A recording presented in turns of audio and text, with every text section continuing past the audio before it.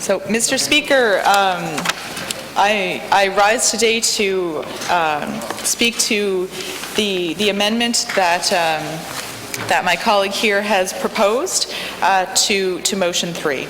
And as I said in my member statement this morning, I support the initiatives that the other opposition parties have been bringing forward. It's great to see so many MLAs wanting to take action on glyphosate. That is what we need in this province. That is what New Brunswickers are telling us we need. However, this motion simply does not go far enough. As my colleague from Kent North just spoke about, we do have evidence that there are major risks to glyphosate, and not just risks in many cases, as my colleague from Fredericton South outlined. And I think one of the key things that we need to keep in mind is the prevented principle of prevention, precautionary principle, that's it, precautionary principle, that in the face of something like spraying glyphosate and herbicides over our forests, under our power lines, that the precautionary principle needs to be applied. And so the burden of proof should be on industry who wants to use this to prove that this is safe, rather than the other way around.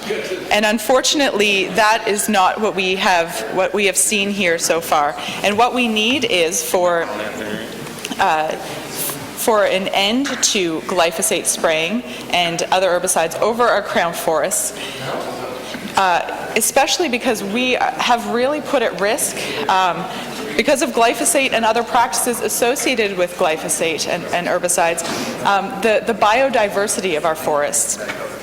And glyphosate is used for monocrops. We have plantations of trees in many parts of our province, and that is not the proper way for us to be managing, taking care of, and really benefiting from the resources that we have here. We do have a beautiful province, a rich province, in terms of the natural resources we have, but we can't only think of them as natural resources that have economic value. And certainly they do have economic value. Our forests have helped to shape the economy of New Brunswick, but we also need to consider that there are other things of value, and sometimes they're called ecosystem services, and I don't know how I feel always about trying to quantify the services we get from nature, but there are things that our forests do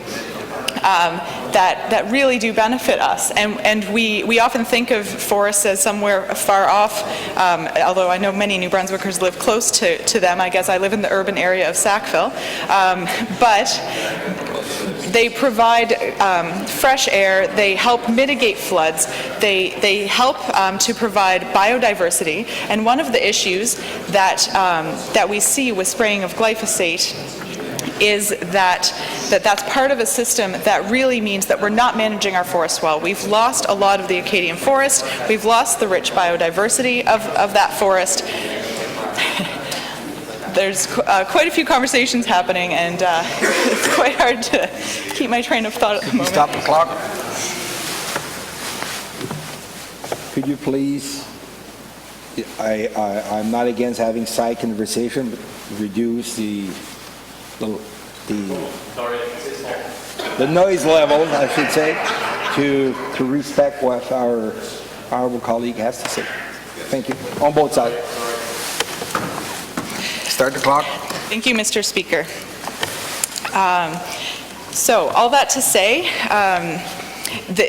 there is a need for action to be taken to ban glyphosate and other herbicides, and by proposing this amendment, in no way does that mean that should be done completely blindly and without talking to anyone else in the province. That would be ridiculous. However, it does mean that action needs to be taken to implement this this action as soon as possible, and to protect the biodiversity and the health of our province, to protect the populations of animals, especially. I'm thinking of deer whose food sources have been compromised by these actions. So I stood today to speak in favor of the amendment to motion 3, and I would hope that the other members of the House would see it fit to support that as well, so that action could be taken moving forward to finally ban glyphosate and herbicides being sprayed over our crown forests and under our power lines. Thank you, Mr. Speaker.